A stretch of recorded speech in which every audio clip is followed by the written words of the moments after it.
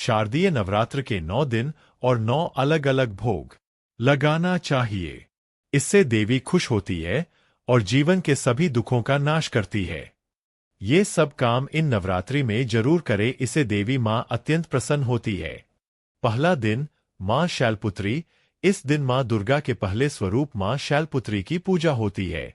उन्हें गाय के घी का भोग लगाना शुभ माना जाता है। इससे रोग और कष्ट दूर होते हैं और आपके परिवार पर सदैव देवी माँ की कृपा बनी रहती है। आपके परिवार में सुख समृद्धि का वास होता है। दूसरा दिन माँ ब्रह्मचारिणी।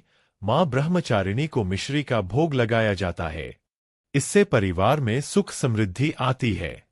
इससे देवी माँ अत्यंत खुश होती है और आपके सोचे हुए कार्य पूर्ण हो जाते हैं। तीसरा दिन माँ चंद्रघंटा। इस दिन माँ चंद्रघंटा को खीर का भोग लगाने से मानसिक शांति मिलती है और सभी दुख दूर होते हैं।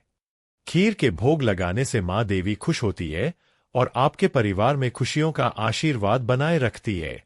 चौथा दिन माँ कूष्मांडा। माँ कूष्मांडा को मालपुआ का भोग लगाना चाहिए। इससे देवी खुश होती है और जीवन के सभी दुखों का नाश करती है। हर दिन माँ के व्रत और दान करने से देवी माँ अत्यंत प्रसन्न होती है और आपके परिवार में सुख समृद्धि लाती है।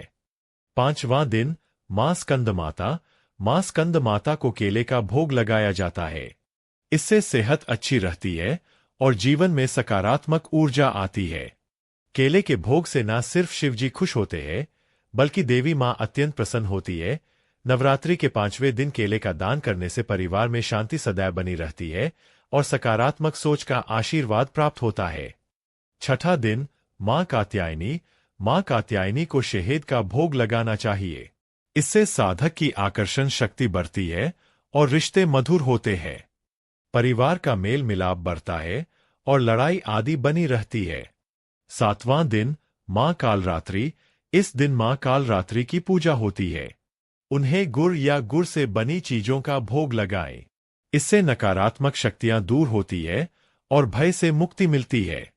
आठवां दिन माँ महागौरी। माँ महागौरी को नारियल का भोग लगाना बहुत शुभ होता है। इससे संतान से जुड़ी समस्याएं दूर होती है। नौवां दिन माँ सिद्धिदात्री। शारदीय नवरात्र के अंतिम दिन माँ सिद्धिदात्री को तिल का भोग लगाएं।